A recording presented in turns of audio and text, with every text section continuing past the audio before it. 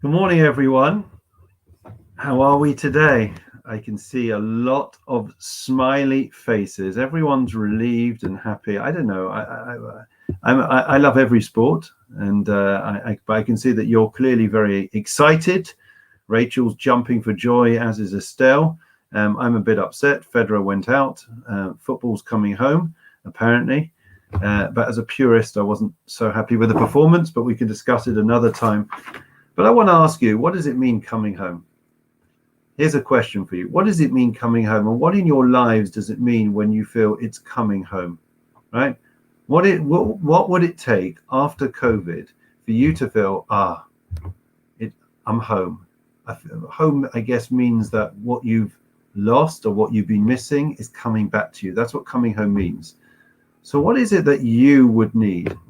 Because if we don't put our fingers on it, friends, if we can't actually verbalize, articulate what it is that we have been missing and what it is that we want back as a part of our lives, then it's not going to be coming home. And I'm not talking about the football. I'm talking about in our lives post-COVID. You know, is it elusive? Is it realistic? Has it gone forever? These are all questions that need answers. So let's learn, and hopefully we will have a fresh perspective that I'm still trying to develop as we speak. But let me first say to our wonderful, wonderful viewers and supporters, how wonderful it is to see you, and to say good morning to Peter, Rachel, Estelle, Martin, Mervyn. Where were we? I lost it. Okay, Richard, Carol, Stan, Caroline, Carol again, and Carol again. Good morning, everyone. Today's learning is dedicated in memory of Avram ben Yaakov Dov Davis, Yitzchak ben Tzvi Yehuda May, Shenachai Bas Moshe Stewart, as well as the following: Ami Bas Aryeh, Paul Casimir, Yom Yochiv ben Moshe Eliezer, Shlomo Yochiv ben Moshe Eliezer, Ben Tzio ben Yitzchak, Ari ben Shimon, Leah Bas Feigel, Avram Mordechai ben Moshe Katna, Menashe ben Tzvi Zalman, Ralia Bas Avram Pinkus. Wish all of their families long life, as well as we're learning in memory of Aaron ben Abraham, who was the late Alan Kite. A tremendous loss for our community. Alan was, a regular before COVID every week, and was so involved in so many different areas of the shul in the 60s and 70s. And we miss him dearly, and the learning is also dedicated in his memory. Later on today, if you want to have a laugh and see us play cricket or try to play cricket, we have a cricket game against Highgate last year. They crushed Woodside Park. We're playing at Burton Hall, the cricket ground there.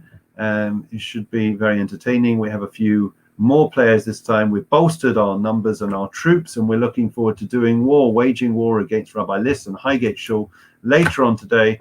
And there is a pavilion, so you are welcome to come along. It starts, I believe, at I think it's 6 o'clock or 6:15, something like that. The time has been emailed out. Okay. Anyways, yeah, thank you, Mervyn. So a couple of thoughts. So we spoke yesterday about Aaron and Aaron's passing, and now let's discuss about a couple more ideas.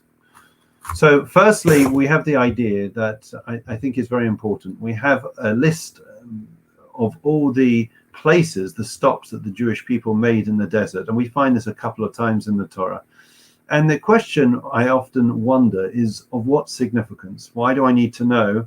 I don't know, let's say this morning I had to make some stops. So I went to Bonjour, and I went to Sharon's Bakery, and I went to Kosher Kingdom, right? And Tesco's.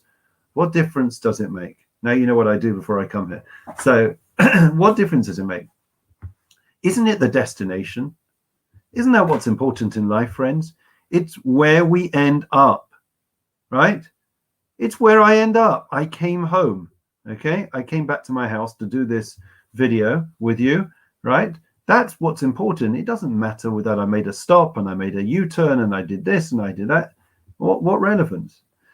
And the answer that the Torah tells us is fascinating. It's that we never find ourselves stuck in any situation. We are positioned in situations, and therefore at every twist and at every turn, wherever we are, wherever we end up, there is a purpose. There is a reason. It's not happenstance in life. It's not by chance that we find ourselves in any given situation. And therefore, each place, and I think one of the commentators actually, I think it could be the Nativ, I haven't had a chance to look, but he points out what we were to glean from each place that we found ourselves in. And in fact, the Nativ in another place does say that one of the reasons why the Jewish people are scattered, and we have been kicked from pillar to post, and we find ourselves scattered in the four corners of the earth, is that there is something for us to glean and to learn from each and every place that we find ourselves in. There are what they call in the Hasidic language nitzotzos. There are sparks of sanctity that were scattered across the world, right? And therefore we are meant to learn and to imbibe from other nations. So, for example, there are differences in the cultures of the various nations. Take the Germans. So Germans, for example, we would say are very disciplined, right? They're very orderly, very disciplined.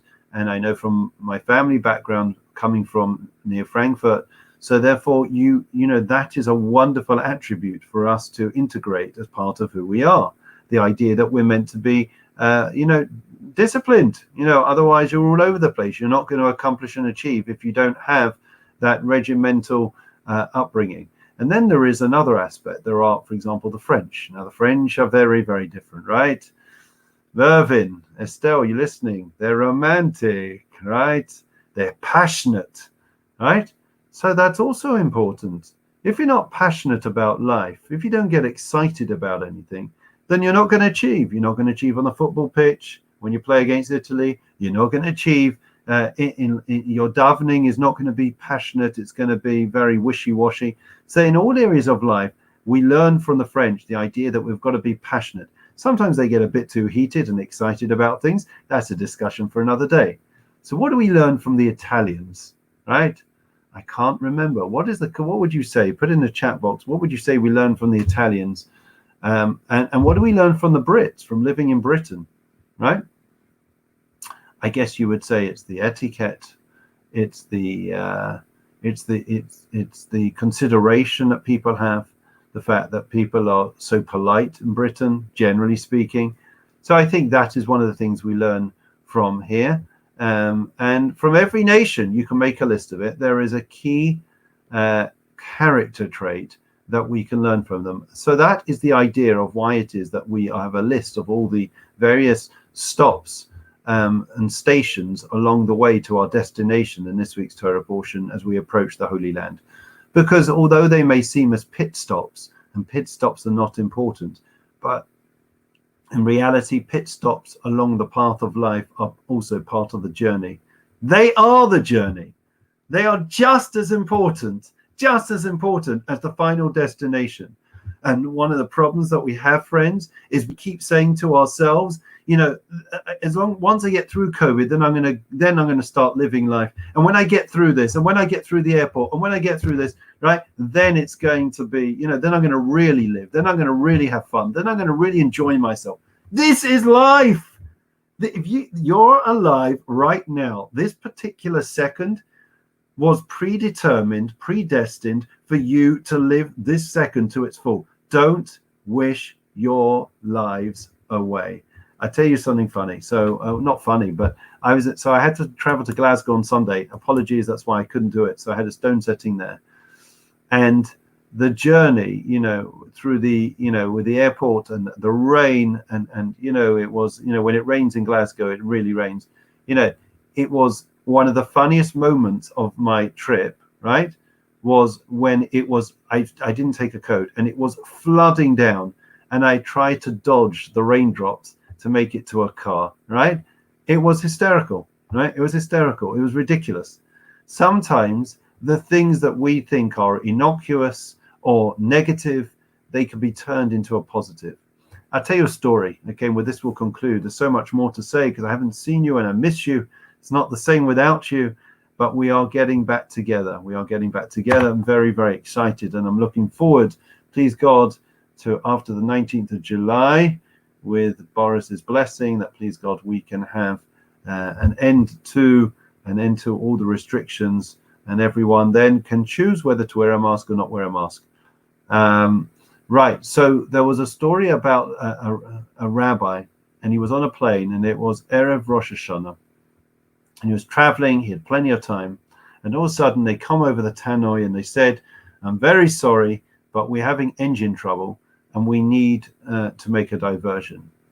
And and he's thinking to himself, well, that's really annoying, but they are guaranteed they're going to put him on the next plane. He'll still make it in plenty of time for Rosh Hashanah.